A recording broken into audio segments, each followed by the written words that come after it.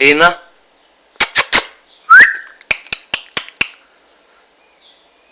Δεν την παλεύει μία σκύλος, είναι έγκυος. Εδώ του Σώνα από το σπίτι. Θα είναι η γιάφκα μας για 2-3 μέρες μέχρι να τελειώσουμε τις ηχογραφήσεις από αυτά που ετοιμάζουμε. Να δούμε, τα ήδη τελειωμένα είναι αυτά.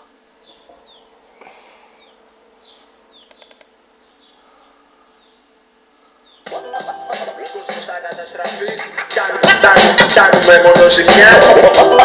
Ο κόσμος θα καταστραφεί. Μόνο ζημιά. Ο κόσμος θα καταστραφεί. Κάνουμε μόνο ζημιά. Ο Σάικος κρατσάρει τη φάση. Τι άλλο είναι εδώ? Το δεν έχω μάθει, το έχουν ακούσει κάποιοι. Αυτό το έχουμε παίξει σε live.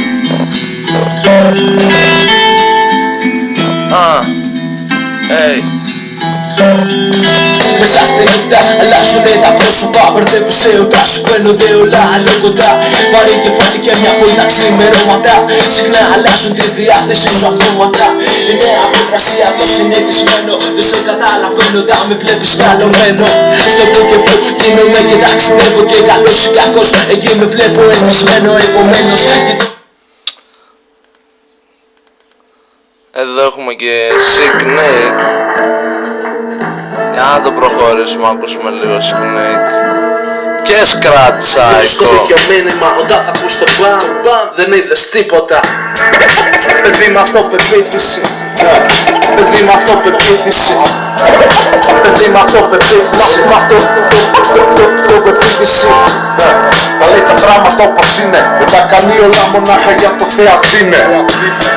Δεν είναι παιδί του κρίνε. Αν το χαλάσει κάτι θα σου πει σηκώ και φύγε. Σηκώ φύγε ρε. Λοιπόν, τι άλλο έχουμε? Γράψαμε το Σκυλίσια Ζωή χθες.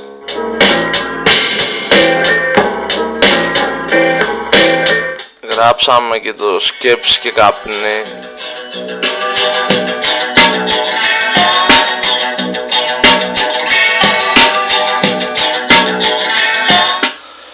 Και σήμερα γράψουμε την παραγωγή του Αφέκα που βαράει λίγο άσχημα. Είμαι σίγουρο να ξέρεις τα μισά πόσα λες. Όσο πάει και πιο άρρωστο, όσο πάει και πιο άρρωστο.